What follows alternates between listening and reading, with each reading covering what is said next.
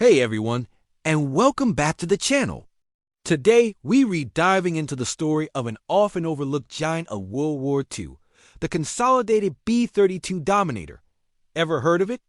Probably not, and there's a good reason why. It was the bomber that almost was a backup plan that arrived just a little too late for the party. Let's rewind to September 1940. The U.S. Army Air Corps was looking for its next-generation heavy bomber. While everyone knows the legendary B-29 Superfortress, the military wasn't putting all its eggs in one basket.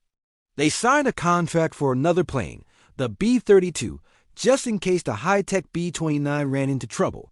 And ironically, it was the B-32 that stumbled right out of the gate. Development was plagued with problems. The sophisticated pressurized cabin system was a nightmare. The remote control gun turrets kept failing, and the landing gear had serious issues. These setbacks pushed its first test flight all the way to September 1942. By this point, the program was so far behind that engineers had to make drastic changes just to get into the air.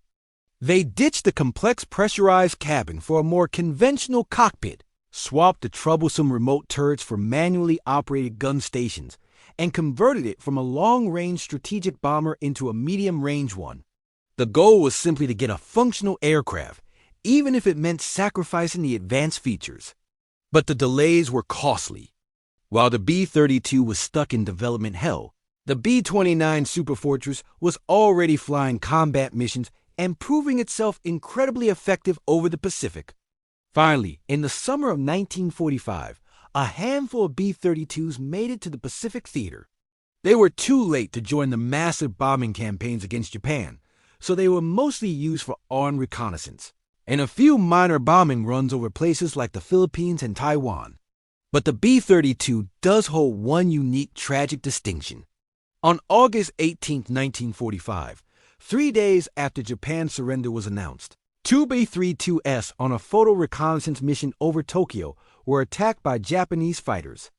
This dogfight became the last official air combat of World War II, and sadly resulted in the final American combat casualties of the war. With the B-29's undeniable success and the war's end, the fate of the B-32 was sealed. Production contracts were canceled in September 1945. Only about 118 were ever built, and most were flown directly from the factory to the scrapyard. It is a fascinating story of what might have been a powerful aircraft that was simply overshadowed by its more famous sibling in the rapid pace of history.